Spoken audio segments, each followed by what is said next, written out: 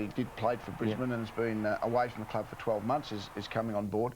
And hopefully if Gary does, we were going to put on 3 assistant full-time people. And I was just wondering, Tim, what numbers in your support staff were you thinking well, at this stage, end up with? At this stage, there would be 2 full-time assistants, and also Gary Colling, who works full-time at the football club, is also in the charge of general conditioning. Yeah. Tim, when Malcolm Blight went to Adelaide, he made a statement initially, didn't he? I mean, he moved on McDermott, McGuinness and Andrew Jarman. In principle, do you agree with that, that the new coach needs to go in at a club where discipline's been an issue and make a statement? I think it's important that a new coach goes in there and makes it perfectly clear to everybody exactly what standards he expects everybody to adhere to. And Winmar, so you've seen Winmar play this year. I mean, is Winmar's future in any greater doubt now that you're going to be the coach? Look, I would have thought that Nicky's position would be under review like everybody else's at the moment. Everybody else's? Everybody else's. Like, look, the side... Not Robert Harvey's. Well, no, probably not Robert Harvey, but everybody... look, they would have been desperately disappointed with the way they finished the latter part of the season this year. And because of that, I think that they're looking for reasons why, and that's part of the process over the, you know, the break. How did you rate St Kilda as a commentator looking on? I rated them a very good side. Yeah, I thought they were a very good side. I thought they were, you know, close to one of the best sides in the competition that I saw in the first half of the year. Then if I was to rate them on what I saw in the second half of the year, then I would rate them one of the sides that probably weren't in the top 8. Their second half performance of the year, they would have to be very disappointed with. Well, thanks for coming in tonight. Stay with us. We've got a lot more to talk about. We're going to go have a look at the grand final, more of that, and also our thoughts on the big issues in 1998. So, Tim Watson, our special guest tonight on Talking Footy. Said to me, their banner was that big and that strong. They said there's this little gap in the H. If you don't run through that, you won't get through. So Jason obviously wasn't aware of the strip along the bottom. Well, they're big and they've got to be strong to, so the wind doesn't blow. I wish I had made one of those banners in 1983, so none of us could have been it. And over he went. Darren Jarman, you asked the question earlier of Lee about the cameo role. You also talked to us earlier, Mike, about whether he's the core of a revival or a flow of football, or whether he gets on the end of it. I mean, is that... That's just on this one, I wonder if we can have another look at this. Oh, we probably can't, but when he kicked that goal, he was almost being slung, so, and the tackle almost allowed him to turn the ball. That was his second goal, but... This was terrific. That was a soft kick to him late. I reckon tonight, because it's your last night, you'll get a replay of anything you want. Look at that. Just to point that out, even though it was a freak goal, I think the tackle helped. That was a... You were behind that last goal, weren't you? I was. Yeah. I thought it went the other way, actually. But it was a beautiful... So to all of you, does Darren... We'll have a look at the kick. Have a look at the kick, and then I want to ask you about Jarman. Now, watch the tackler who pulls his right side. See how he's getting pulled from right? And the ball just... It helps the ball... He still would have kicked it. Well, he's the best bloke at that. He probably would have kicked it around. But easier, do you think? Well, he's just... I mean, he's just gem, perfect at that, isn't he? Those round-the-body kicks. So is he the icing on the cake, or is he the engine room? I think he's the icing on the cake. He now finishes it off. I think it's interesting. In the second half, he was on the end of the flow.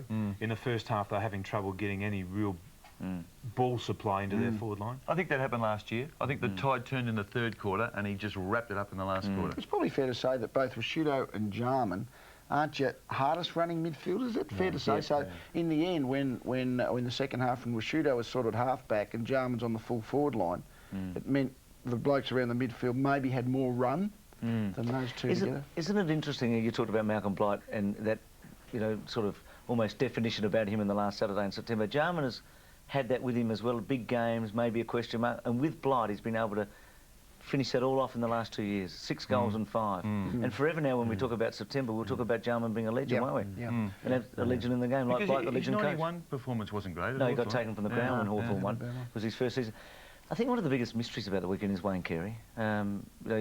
Just what happened to him in the second half, or whether it was... I mean, that was fantastic, the improvisation early, and his first mark was terrific, and he actually started very well against Melbourne as well, I felt, the week before, but it was like in the last quarter, they just needed the king to do something, and get them going, and he was incapable of doing it on that day, on that one day. I don't know about you guys, but I just thought he didn't have the legs to do anything. I mean, he just looked like he was struggling to cover the ground in the end. Well, having spoken to players that have played on Peter Caven, he runs extremely hard forward. Wears them out. And I think that That's over the course of 4 quarters, he probably wears a lot of the forwards out. I know when they played Essendon early in the year, he took a lot of the forwards right up the ground. They had to come back again, and then they had to make that second and third. Tim, that was that bad miss early that Mike talked about.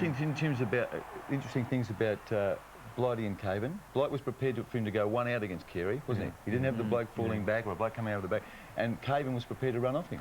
Rashudo and Hart, I thought, were able to sweep a bit late. Not in the marking contest, I reckon they were one-on-ones. I reckon. Sorry. I just thought the interesting thing out of the whole game was the fact that he persevered with Robin for 4 quarters at centre-half forward. He had 1 touch to half-time, yet he remained in that centre-half forward position. He's apparently at half-time gone in, after 3 weeks already, giving him a terrible blast with Modra, and whispered in his ear at half-time, "Do I take you off?" And then walked away and kept him on the ground. And Robin apparently, obviously turned it round for himself. You gave Caven best, I noticed. Would you have given him the Norm Smith medal? Yeah, because I thought he was the best. I thought on the basis of he had clearly in my mind the biggest job in the match. That there was one bloke who stood between Adelaide and the premiership, and that was Wayne Carey, and I thought he beat him. Were you all agreeing that McLeod? Would have you picked McLeod? I would have picked McLeod. Oh, McLeod. Yeah. And Hart I would have thought was second myself. Good on you, Tim. I knew you'd get square. What about Hart and Scholl early? Terrific one-on-ones, and not all won by Hart early, by the way.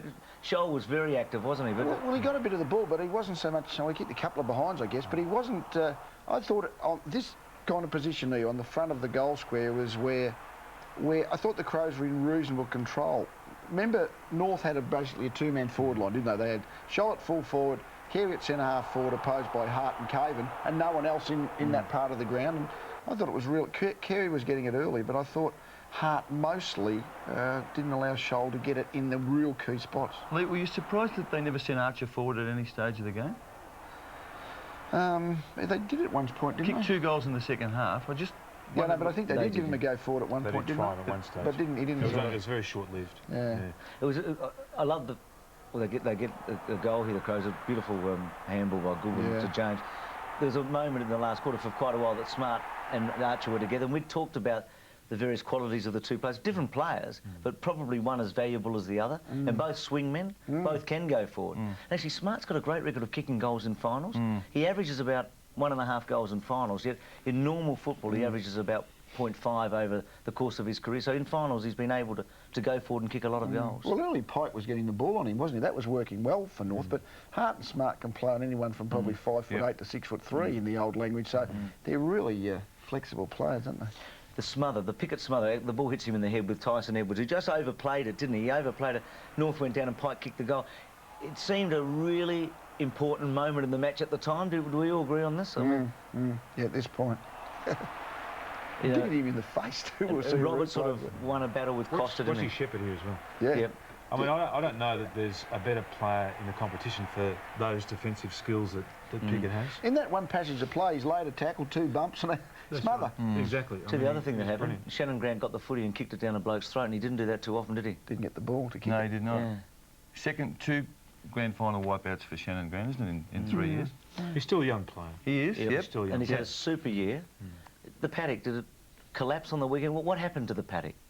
I didn't think it was used a great deal. I mean, the paddock is when Carey plays centre-half forward and there's no one on the full forward line, but I reckon of the 120 minutes, maybe 15 or 20 minutes, it was that kind of setup. More often than not, they seem to have a full forward in there. One of you, I can't remember whether it was you or Tim Lee, said that you were surprised that Allison was in the goal square at one stage. At one point, yeah, I thought, you felt that should have been opened up. Because Allison I'm trying to think who he was opposed to at that Well, Hart went back eventually onto him, because I think they were worried about him on the one-on-ones. Yeah.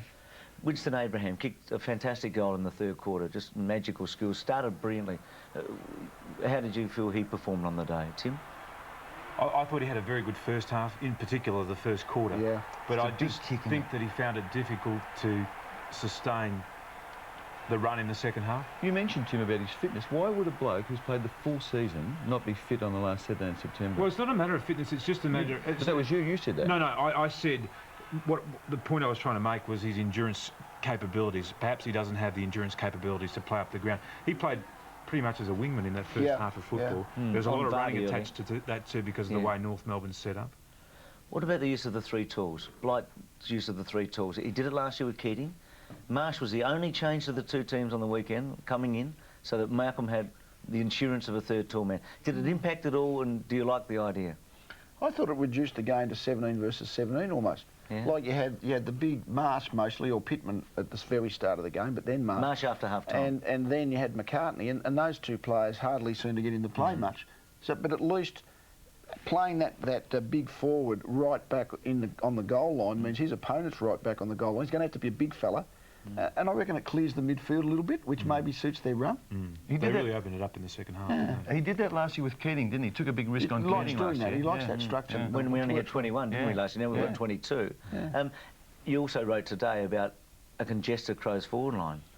Different times there were 6 Adelaide players inside 50. And we've seen that quite a bit in the final series with them, haven't we? Yeah. Well, why would he be doing this, do you think? Well, my only theory was, and I don't know whether it was by accident or design, but if you put 6 forwards and therefore 6 defenders all up within close to your goal, well, it's got to clear your midfield of 2 or 3 pairs of players who might be up there. Therefore, if you reckon you can run better and you're quicker, it clears the midfield a little. Yeah. It was interesting setup at times because they actually had 4 players deep in their own forward line, didn't they? And you're quite right. I think what it did, it opened up that gap between, which meant that they actually had more space to operate in. But I mean, you can't discount the fact that they started to win the ball out of the centre in the second half. They had Bickley in there, they had Kane Johnson in there, and McLeod. This has been North's problem for a long time, though. Well, I say a long time, for at least a month. They've been beaten in the centre square, getting the ball out of the centre, even when they've been winning games. And I just wonder, I mean, we'll have a look at their bench at 3/4 time, which is a poignant tale, really, with Pike and Roberts and Rock and Scholl, all very experienced players. You wouldn't expect them to be there, but not much running in any of their legs. I just wonder, how well have North been playing for the last month? They got over the Bulldogs in an absolute thriller, but they played poorly early. The Bombers, they were ordinary, weren't they? And Melbourne, yeah. But, Macca, the best player in the competition had the best 10 weeks you could imagine. Yeah. And then he just tapered off, didn't he? I mean, he was good against Essendon and just sort of tapered slightly after that. It's easy to look back, isn't it? But do any of you feel that maybe they weren't going as well as we felt they were late in the year? No, I didn't. No. You thought they were? Look, had they kicked a few more goals up until half-time, we'd probably be talking about them now as the premiership team of 1998. Fair enough. AAPT's Smart Chat of the Week from Ken Griffiths. Ken of Keilor Downs. Are Adelaide Crows the first team to win the AFL-VFL Premiership from 5th since the introduction of the Final 5? 1972, the answer is yes. In fact, I think last year they were the first team to win in 4 finals matches. There's another interesting one. It's the first time in the history, 102 years we've been going, that in consecutive years neither 1 or 2 have won the Premiership. Every year for 102 years, at least every second year they have. In fact, only 17 occasions out of 102 they haven't. It does raise the question again, doesn't it, of the value, the traditional value of the week's rest? Yep. Yeah. I think the 2 preliminary finals. The 2 preliminary finals together have actually really changed it. The whole final series, and obviously the structure of it. But I don't think that there's that decided advantage anymore in that last.